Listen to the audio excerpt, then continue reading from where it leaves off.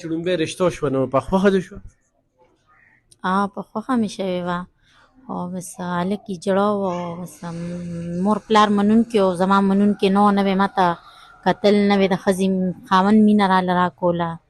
دومره وکړېدم چې اوس مې د خاوند نه بیخي مور دی چې کومه ښځه وایي چې خاوند زه یم چې دا خوله پرې د وینو ډکه کړم، زما مخکې هم د خاوند نوم مه اخلې. رشته چې وشي واده وشي نو څه وشي؟ دویم رشته وشي واده وشي نو څه وشي؟ درېیمه رشته وشي واده وشي نو د هغې نه پس څه وشي؟ نن یې کم حال دی؟ ګرانو کتونکو، الف خان شیرپور ویلفیر فاونډیشن ته قسم قسم مجبوره زنانه راځي. یوه داسې زنانه تورسرې چې په ډېره کم عمره کې د دې د داستان اورېدل د پېښور نه دلته راځي.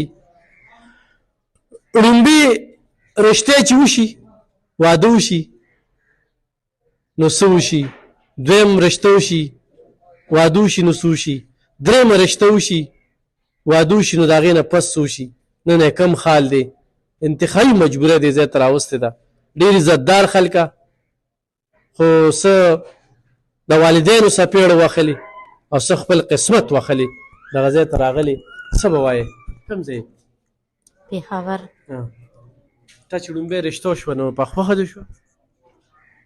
په خوښه مې شوې وه او بس هلک یې جړه و او بس مور پلار منونکي او زما منونکي نه وه، نه به یې ماته کتل، نه به یې د ښځې خاوند مینه راله راکوله او بس هغه دی ټایم مې ورسره تېرېدو بس بیا مې ترېنه طلاق واغوښتو. څو کاله یې ورسره تېر کړل؟ 3 میاشتې مې ورسره تېرې کړې دي. 3 میاشتې. بیا مې ترېنه طلاق واغوښتو، بیا مې بله نکاح وکړه، بیا هغه بجلۍ ونیو 11,000 لینډ ونیو، بیا هغې کې څه وخت تېرېدو بیا مې لیور په نکاح واغوښتو. هغې وی چې دا د اسلام طریقه ده او بیا مې لیور په نکاح واغوښتو. اوس مې هغه لیور وایي چې ما ته بار ملګري وایي چې ورندار ته به ته ټایم تېری نو دغه دی بس اوس هغه لیور مې پرېږدي او راته وایي چې زه بل واده کوم. بس راغلې مور کره ناسته یم، ته یې مه کوه بل واده چې کوې نو. اوس هغه وایي چې دا پیغور راځي چې یاره ته لیور ته ناست دی. د لکه دوست څه خبره ده؟ بس خبره خو نه ده خو بس دا 3 میاشتې چې کوم خاوند سره تېرې کړې نو ژوند دې ورسره څنګه و؟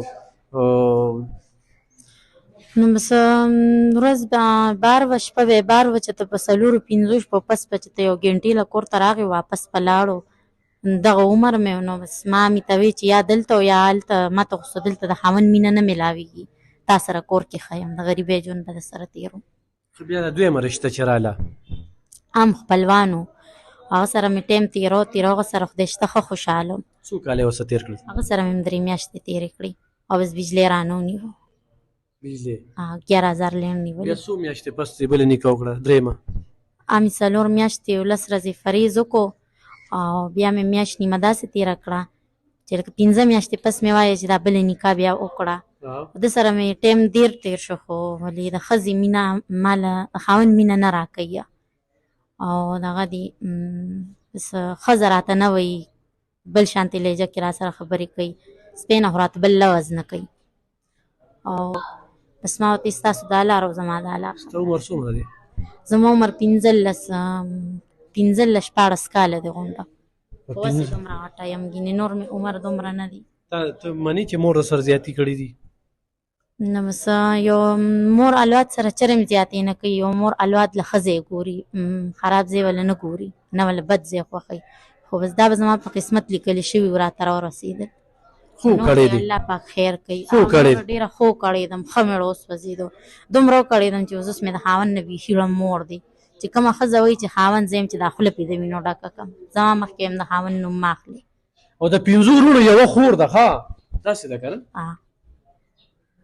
یوه خور هغه وروڼو ته څونه ګرانه او نن هغه خور چې کومه ده کړېږي دردېږي او نن چې د خاوند نوم ورتالي نو چې دا خولې د وینو ډکم. ګرانو کتونکو، مجبوره یې راوستې ده، څه خوراک راله راکړه، دې له راغلې ده خو دا سټوري چې ما واورېدله نو دا مې در سره شیر کړه. داسې ده که نه ګټه وټه خوراک اوس شته؟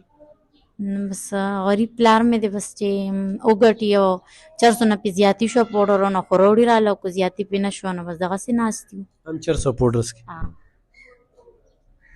ګرانو کتونکو، څوک مدد کوي نو 0333 590 5250 د دوی سره رابطه نشته دی، نور یې پېژنو، د دې علاقې دي، د ستاسو امداد به ورته داسې رسي ده که څنګه چې ولاړه دی داسې به ورته شمیرو چې دا واله او په دې باندې دا خپل ځان له روزګار روان کا. نو څوک هم را سره امداد کوي نو ډېره مننه، خوشحاله.